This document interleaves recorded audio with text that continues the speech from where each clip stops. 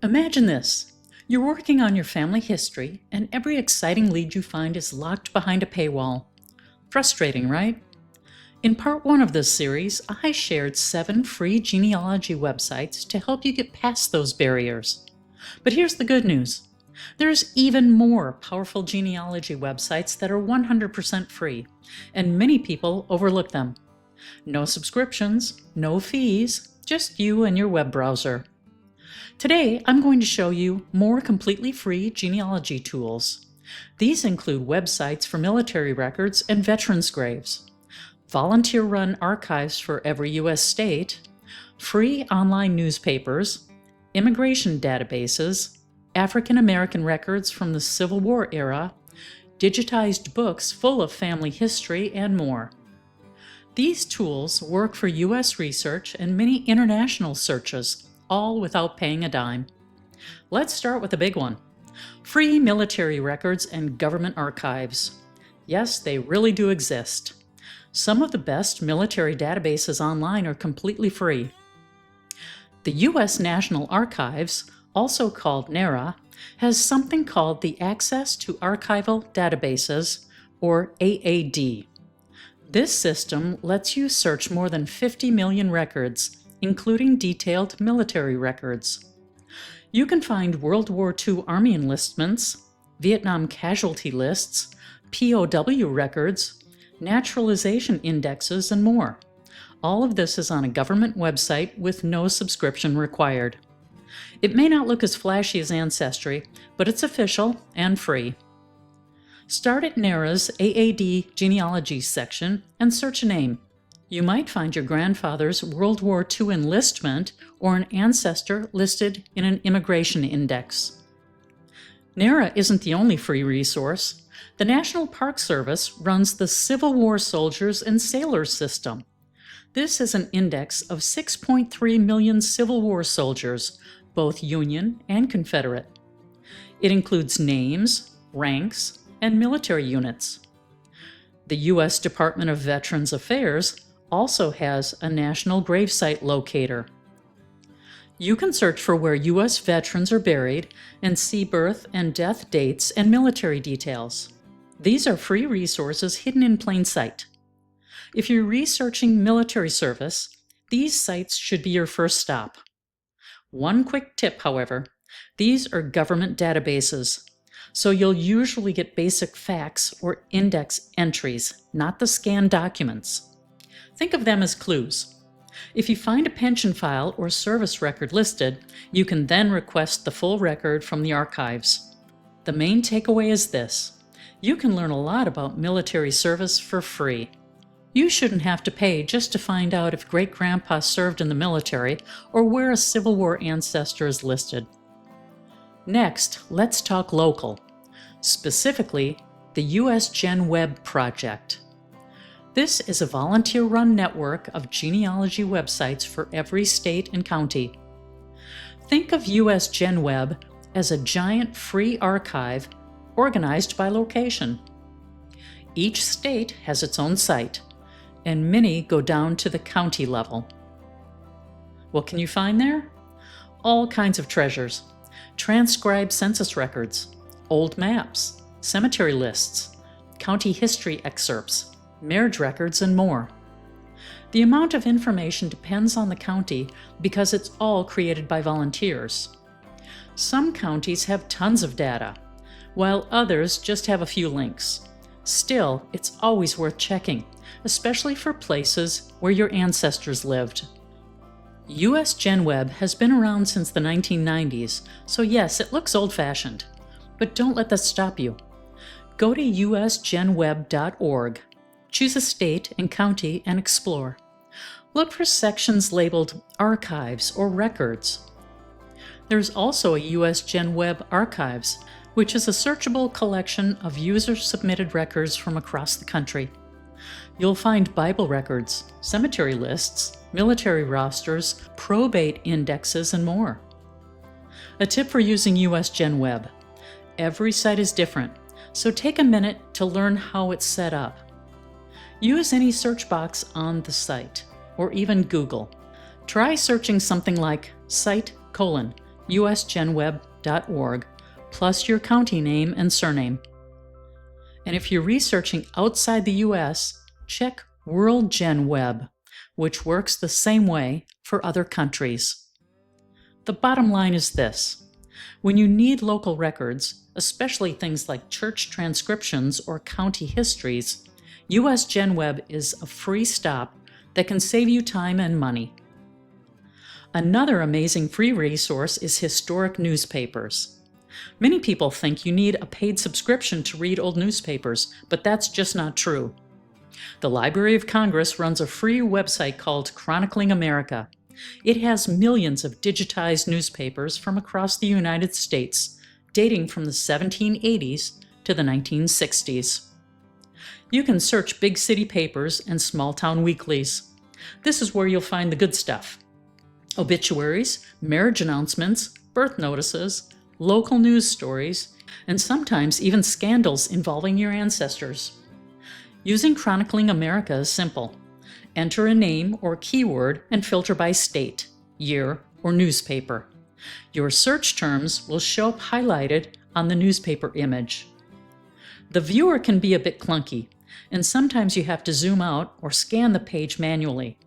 But that's a small price to pay for free access. Try different spellings and broader searches because the text recognition isn't perfect. If you don't find what you need, check if the state you're researching has its own free newspaper archive. Many states, universities, and libraries do. For example, there's a popular free site called Fulton History with tons of New York newspapers. Before you pay for a newspaper subscription, always check these free options first. Reading newspapers from your ancestors' time is incredibly rewarding, and it costs nothing. Now let's talk about immigration records. You can research immigration for free too. The Ellis Island passenger lists are available online without a paid subscription. The Statue of Liberty Ellis Island Foundation has a free website with 51 million passenger records from 1892 to 1957. You do need to create a free account to see some of the details or images, but there's no charge. You can view original ship manifests for free.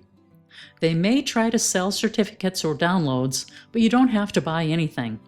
You can copy the information or take screenshots at no cost. For immigrants who arrived before Ellis Island opened in 1892, there are Castle Garden records. These are also free and available on Family Search. There's some overlap in the early 1890s, so search both. Passenger lists for other ports like Boston, Baltimore, and New Orleans are also free on Family Search and National Archives websites. If your ancestors arrived in New York, the Ellis Island site would be your go-to. Look for details like who they were meeting, their last home overseas, and physical descriptions.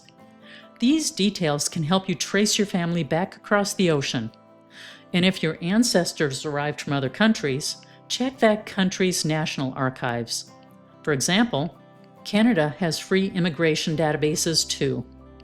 If you want more help with immigration records, I've made a full video on that topic, and I'll link it here in the right-hand corner of the screen. Now, for those researching African American ancestors after the Civil War, there's one free resource you must know about: the Freedmen's Bureau records. The Freedmen's Bureau was created in 1865 to help formerly enslaved people transition to freedom. In doing so, they created millions of records. These include marriage records, labor contracts, hospital records, school reports, and ration lists. These records are extremely valuable because many formerly enslaved people do not appear in earlier records. Thanks to volunteers indexing, these records are now free and searchable on Family Search. You might find a marriage record recorded in 1865, a labor contract that lists family members, or records of schools and churches. These records help bridge the gap between the Civil War and the 1870 census. If you have African American ancestors in the South during the 1860s, you should absolutely search these records. They can also help with white ancestors, since the Bureau sometimes recorded apprenticeships and labor agreements. These handwritten records can be hard to read, so use the indexes, but also try browsing by county if you don't find a name right away. The key takeaway is this: these records are free, powerful, and often underused. Now let's shift to free books and publications. Not all genealogy information is in records. A lot of it is in old books, county histories, directories, and family histories. You can find many of these online for free using Internet Archive and Google Books. Internet Archive is a huge digital library. You'll find yearbooks, city directories, county history books, church histories, genealogy journals, maps, and more. I found old county histories with family biographies and even yearbooks with family photos, all for free.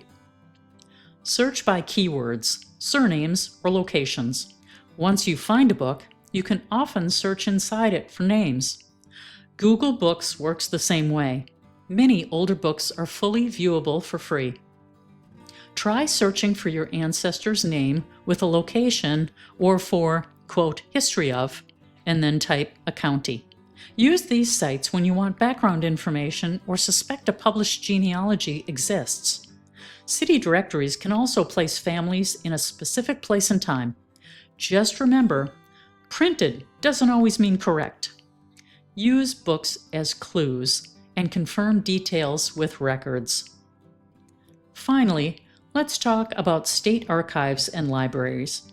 Every state has its own archives with free online collections.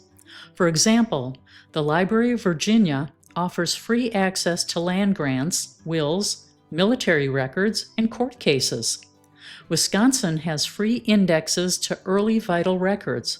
Almost every state has something similar. A great tool for finding these collections is the Digital Public Library of America, or DPLA. It searches millions of digitized items from archives and libraries across the country. You might find photographs, diaries, letters, or oral histories you'd never see on Ancestry. Also check state archives directly and local historical societies. Many have free databases, cemetery lists, and PDFs. Cindy's list is excellent for finding these resources by state or country. The main point is this: don't rely just on one website. Think about what you're looking for and choose the tool that fits the question. All of these free resources work together and can lead you from one clue to the next without costing you anything. If you've been feeling discouraged because genealogy seems expensive, I hope this video shows you another way. You don't have to learn everything at once. Pick one site and try it today. Each step builds confidence. If you enjoyed this video, please subscribe, like, and share it with a friend who thinks genealogy is too expensive to start. It doesn't have to be. Someday can be today, with free tools and a little guidance. Thanks so much for watching. Good luck with your research, and I'll see you in the next one.